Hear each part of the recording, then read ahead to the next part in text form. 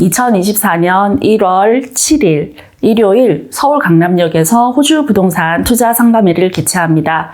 좌석이 한정되어 있으니 더보기란의 신청서를 보내주세요.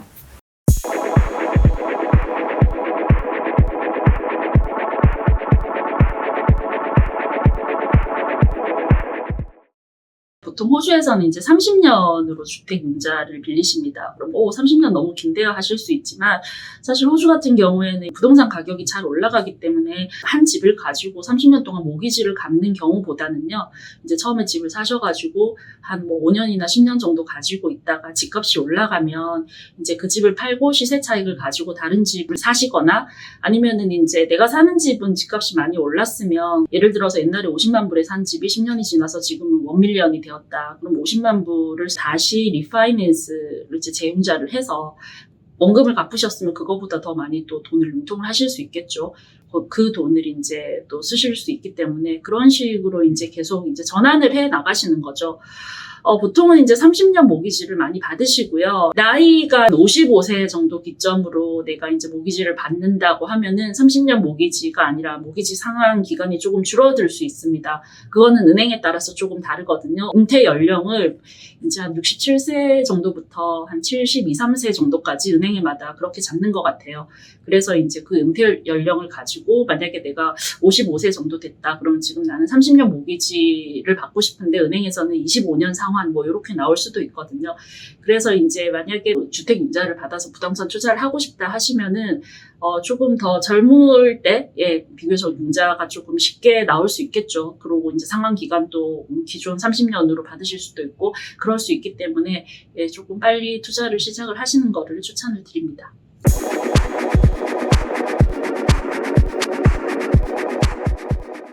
예를 들어가지고 받으시는 인컴은 이제 연봉은 비슷하셨는데 그 동료분은 지금 싱글이시기 때문에 아직 이제 부모님 집에서 거주를 하고 있어서 렌트비로 지출이 되는 금액을 은행에서 적게 잡았을 거예요. 그리고 이제 생활비도 지출을 적게 잡았을 거고요. 지금 이제 저희 상담 오신 고객님 같은 경우에는 이제 결혼을 하셨고 자녀분이 있습니다. 어린 자녀분이 있어서 이분이 이제 메인 인컴이고 2명의 부양자를 데리고 있는 이제 이런 상황인 거죠. 그러면 은행에서는 이제 같은 연봉이라고 하더라도 이게 이제 싱글 인컴이고 부모님 집에서 살면서 이제 생활비도 비교적 가족을 부양해야 되는 입장보다는 이제 적게 잡을 거잖아요. 그러니까 당연히 이제 같은 연봉이더라도 이제 개인의 상황에 따라서 이 동료분이 더 많은 그 모기지를 융자 금액을 받으실 수 있는 거고 상대적으로 이제 3인 가족의 메인 인커머이신 이분은 같은 연봉으로 2명의 부양자를 부양을 해야 되는 그렇게 은행이 보기 때문에 이제 금액이 좀 적게 나올 수가 있는 거죠. 이거는요 굉장히 개인에 따라 가지고 굉장히 다 모기지 금액은 다릅니다. 지금 이 얘기만 들어보셔도 딱 다르잖아요. 그래서 그거는 이제 정말 전문가의 상담이 필요한 부분이 되겠습니다.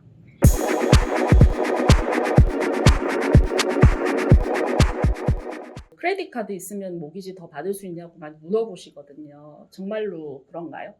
그렇지 않습니다. 이제 홈론을 이제 대출을 받을 때 네. 이제 심사를 할 때는요, 매뉴얼로 고객의 사항을 다 보고 심사를 하게 되는데요. 네. 이제 신용카드가 있게 되면 이제 아무래도 빚으로 분류가 되기 때문에 받는 데 더 지장이 있습니다. 왜냐하면 35,000불에 신용카드가 있다라고 언제든지 고객이 35,000불 쓸 수 있는 빚이 될 수도 있으니까요. 그렇죠. 한도액이 35,000불이면 지금 당장 안 쓰더라도 이제 언제든지 쓸 수 있으니까. 네, 그러면 만약에 와이프분이 15,000불, 남편분이 20,000불 이렇게 한도액이 있는 카드가 있는데 그러면 그분들이 35,000불이 빚으로 잡혀 있다는 거잖아요. 네. 그러면 원래 자기들이 빌릴 수 있는 금액에서 35,000불을 은행이 덜 빌려주는 건가요? 아니요, 그렇진 않습니다. 실제로 신용카드 같은 경우는 1,000불당 미니멈 리페이먼트가 매달 38불이세요. 35,000불이면 이제 매달 한 1,000불 정도 갚는다고 하면 이제 상환 기간이랑 다 계산해보면 그 금액은 한 20만 불에서 25만 불 정도의 상환 금액이 차이가 납니다. 그러면은 크레딧 카드의 한도액 35,000불 때문에 20만 불 정도 덜 빌릴 수도 있다는 얘기네요. 네, 그렇죠. 그렇구나. 가지고 계시는 거는 유지를 하시거나 아니면 안 쓰시는 건 좀 없으시는 게 좋겠어요. 그러면 그렇죠? 맞습니다. 그리고 또 가장 많이 물어보시는 게 만들어야지 더 받을 수 있다고 그래서 이불로 만드시려고 하는 분들은 계시는데 그럴 필요가 전혀 없는 거네요. 네, 그건 이제 은행에서 은행원들이 실제 신용카드도 만들고 해야지 실적이 올라갑니다. 그래서 은행원들이 이 부분에 대해서는 고객분한테 거짓말하는 거죠. 자기 이제 마케팅하고 영업 실적 올려야 되는 것 때문에 이제 그렇게 네. 얘기를 하는군요. 맞습니다. 네. 그래서 신용카드는 안 만드시는 게 좋습니다.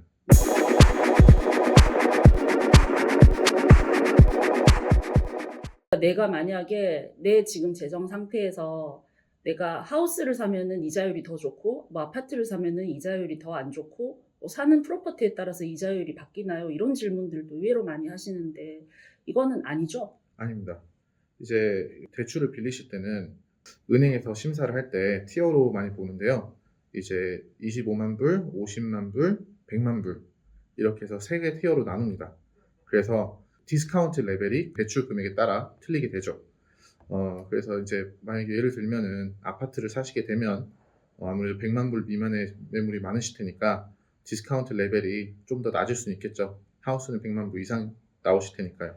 그렇다 보니 이런 오해가 생긴 것 같습니다. 아, 그러니까 이제 아파트라서 이율이 더 높고 하우스라서 더 좋은 이율을 주는 게 아니라 이게 은행에서 돈을 더 많이 빌리면 은행 입장에선 좋은 거니까 디스카운트가 더 들어가는 거네요. 네, 그렇죠. 예, 그리고 프로퍼티 가격 자체가 아파트보다 이제 하우스가 비싸다 보니까 그게 이제 얘기가 돌고 돌다가 약간 카더라 통신처럼 그래서 이제 이런 질문들을 하시는 것 같은데, 네, 맞습니다. 네네. 여튼 은행에서 더 많이 빌리면은 이자율은 좋아지지만, 근데 또 너무 무리해서 많이 빌리면은 리페이먼트가 힘들어지니까, 네, 그렇죠? 그렇습니다. 예. 그럴 때는 이제 또 고 대표님 같은 전문가하고 상담을 나눠보시는 게 좋을 것 같네요.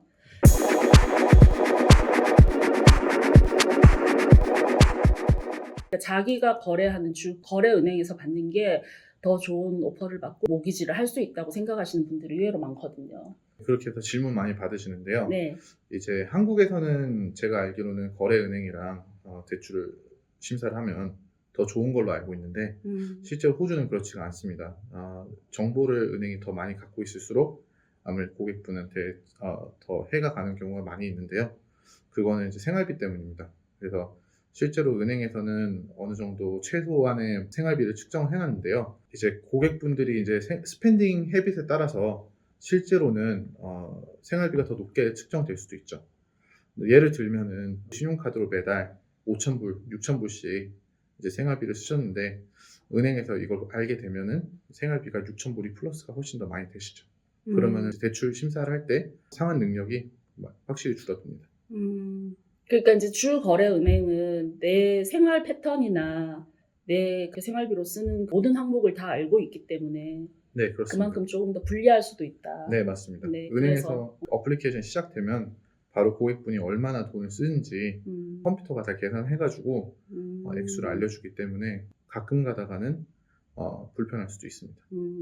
그래서 대출을 좀 더 받고 싶으시면 차라리 본인이 계속 거래하는 은행이 아니고 아예 거래 내역이 없는 쪽으로 하는 게 조금 더 대출을 받는데 유리할 수도 있겠네요. 네, 제 경험상은 그렇습니다. 네, 그런 것 같아요. 얼마 전에 또 제 고객분인데 뭐 NAB에서 10년 넘게 근무했는데 모기지는 다른 은행에서 받았다고 그런 말씀을 하시더라고요. 그래서 아마 그냥 한국식으로 주거래 은행에서 자기가 거래했던 은행에서 받으시는 것보다 다른 은행들이 또 나한테 더 좋은 이율을 줄 수 있는지 더 많이 빌려줄 수 있는지 이런 것 같이 전문가하고 상담해 보시는 게 좋을 것 같습니다.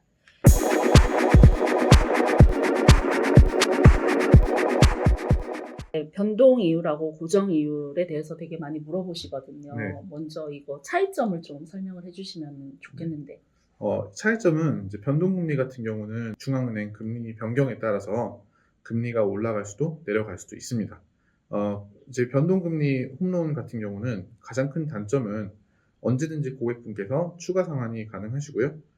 단점 같은 경우는 금리가 상향될 수도 있고, 다 반대로는 또 장점이 될 수도 있겠지만 내려갈 수도 있는 거죠. 이제 고정금리 같은 경우는 이제 1년에서 5년까지 고객분이 세팅을 하실 수 있는데요.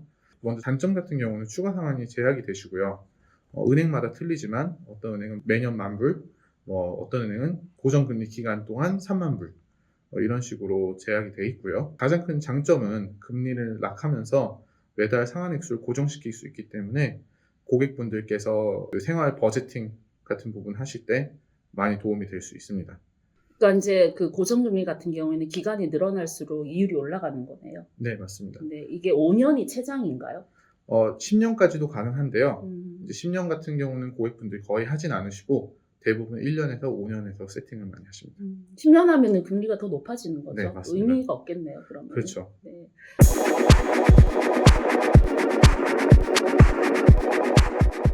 변동이나 고정이나 어떤 거를 하면 좋을지도 많이 물어보시는데 제가 이거를 스플릿 할 수도 있다고 말씀을 드렸거든요. 네, 예, 어떤 분들은 내가 50만 불을 빌린다고 50만 불을 다 변동으로만 해야 되고 고정으로만 해야 되고 이렇게도 알고 계셔가지고 이제 퍼센테이지를 나눌 수 있다라고도 말씀을 드렸는데 그것도 가능한 거죠? 네, 맞습니다. 아무래도 버지팅이 가장 중요할 거예요.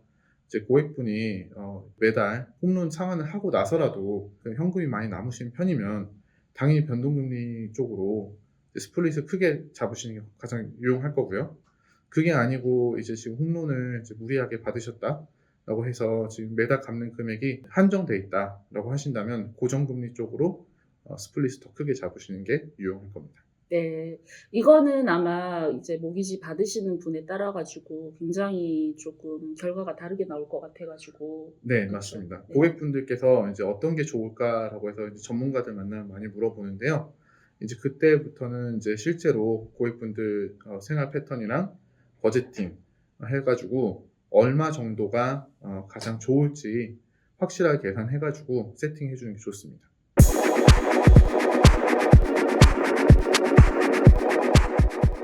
렌더스 모기지 인슈런스라는 거는 고객분이 이제 80% 이상 네, 대출을 하실 시에 네, 은행에서 이제 그 보험료를 내게 하는 겁니다.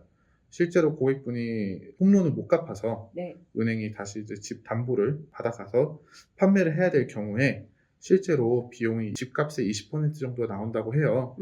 그래서 이제 고객분이 20% 디파짓을 안 내시고 80% 이상을 빌릴 시에는 이제 모기지 인슈런스를 가입하셔서 돈을 내게 하는 제도가 있습니다. 그러면 뭐 예를 들어서 이제 50만 불을 빌린다. 그러면 되게 그 인슈런스를 얼마 정도를 내야 되는 거예요? 먼저 집 가격에 따라서 보험료가 틀려요. 네. 많이 빌리시면 많이 빌리실수록 보험료가 확 늘어나는 경향이 있고요. 대부분 82, 85, 88, 90%에서 이제 비용이 많이 늘어난다고 저희 볼 수 있습니다. 그래서 고객분들한테 이제 그 마진으로 잡아서 대출을 추천을 드립니다. 그럼 예를 들어서 이제 뭐 보험료가 10,000불이다. 그럼 10,000불을 현금으로 내야 되는 건가요? 아니요, 그렇지 않습니다. 홈런 위로 얹혀서 이제 30년 동안 같이 상환을 하게 되십니다. 아, 그러면 이제 내가 원래 받는 금액이 50만 불인데 51만 불을 빌리게 되는 거네요. 네, 맞습니다. 그래서 이제 30년 동안 상환을 하게 되는. 네, 그렇죠. 네.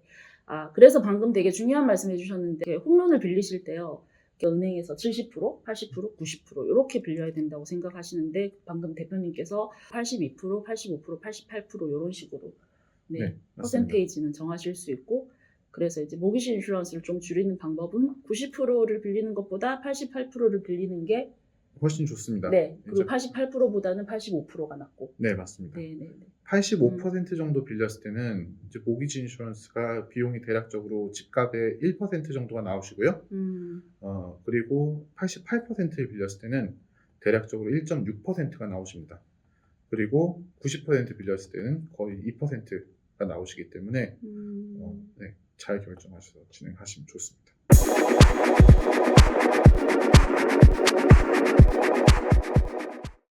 모기지를 받을 때 중요한 것 중에 하나가 신용 등급이에요. 네. 만약에 신용 등급에 좀 문제가 있으시면 모기지를 받을 때 어려움이 생기실 수도 있어요. 네. 그래서 미리 사전에 방지해 주시는 건 좋고요. 뭐 예를 들어 옵터스나 메디뱅크 뭐 이런 데서 신용 정보가 많이 유출됐죠.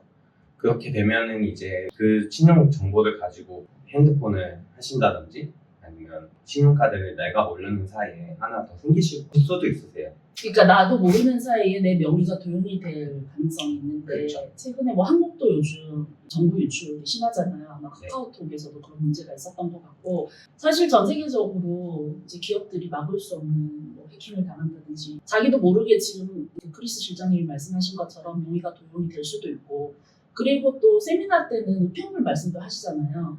네, 뭐 그런 많은 일이 있어요. 뭐 우편물을 이제 사람들이 체크해가지고 거기에 온 우편물로 가지고 이제 뭐 은행을 가서 신용카드를 만든다든지 뭐 가능하거든요. 그래가지고 우편물 체크도 항상 조심하시는 게 좋으세요. 네, 그래서 이제 그런 것 때문에 나도 모르는 소비가 일어나고 있다든지 뭐 핸드폰 이런 거 조금 이제 케이스가 있는 것 같습니다. 그러면 그런 거를 조금 사전에 방지를 해야 되잖아요. 사실은 집을 처음 사시는 분들은 그런 것까지 내가 체크해야 되는지 좀 모르시는 분들도 꽤 계시단 말이에요. 그렇죠. 그런 거를 좀 체크를 할 수 있는 기관이라고 할까, 좀 무료 서비스를 받을 수 있을 만한 데가 있을까요? 호주에 뭐 신용 체크해주는 뭐 기관들이 여러 군데가 있어요. EQFX라고 이제 신용 체크해주는 기관에서 뭐 1년에 2번 정도 이제 무료로 네, 신용 정보를 체크할 수 있거든요. 네. 그리고 EQFX에서는 이제 한 달에 네. 뭐 10불 정도 내시면은 아이디 프로텍션을 해줘요. 그래가지고 아이디 프로텍션 같은 경우는 만약 다른 사람이 내 명의를 가지고 신용카드를 만든다든지 계좌를 연다든지 뭐 이런 경우가 있을 때 내 핸드폰이나 뭐 이메일로 알람을 보내줍니다. 네. 또 그런 서비스도 있다고 하니까 여러분들이 실제로 이제 다 지어진 집이나 이제 중고 매물이나 주인한테 집을 사실 때는 모기지가 바로 돼야 된단 말이에요. 그래서 뭐 예를 들어가지고 뭐 옵션이나 뭐 이렇게 집을 보러 가셔서 이제 괜찮아서 계약금을 하고 모기지를 알아보려고 하는데 나는 전혀 예상하지 못했던 소비가 있어가지고 내 모기지에 문제가 생길 수도 있단 말이에요. 그러니까 그런 거를 미연에 방지하시는 거는 아까 말씀드린 그런 우편물 같은 것들 항상 이렇게 락을 해두시고요. 그리고 나도 모르는 사이에 내 명의가 도용이 돼서 그런 것들은 아까 말씀하신 웹사이트 접속하셔가지고요. 1년에 2번은 무료로 할 수 있다고 하니까 그런데 한번 보셔가지고 모기지 받으실 때 본의 아니게 피해를 입는 일이 없도록 그렇게 하시면 좋을 것 같습니다. 번거로우시더라도 신용 정보는 미리미리 체크해 주시는 게 좋으시죠. 그렇죠. 네.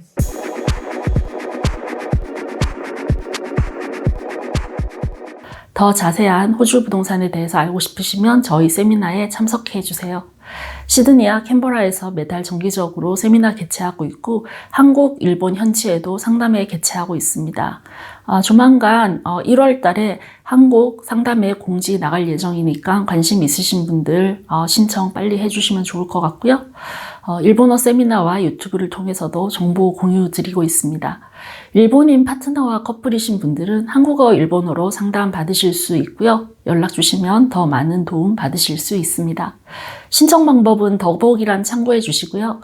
매물 문의 많이 해주시는데 인스타그램 오리온스타 프로퍼티 팔로우 하시면 최신 매물 정보 업데이트 편하게 받아보실 수 있습니다. 그리고 프로모션 하고요. 디스카운트, 급매 매물 이런 것들은 카톡에 오리온스타 프로퍼티 채널로 추가해 주시면 받아보실 수 있습니다. 유튜브 구독하셔서 편안하고 정확한 호주 정보 받아보시고요. 간단해 보이지만 자료 수집하고 영상 만드는데 꽤 시간이 많이 걸립니다. 응원 댓글 달아주시면 저희 직원분들과 저에게 많은 힘이 될 것 같습니다. 그럼 저희는 다음 시간에 더 좋은 내용으로 만나 뵙도록 하겠습니다. 감사합니다.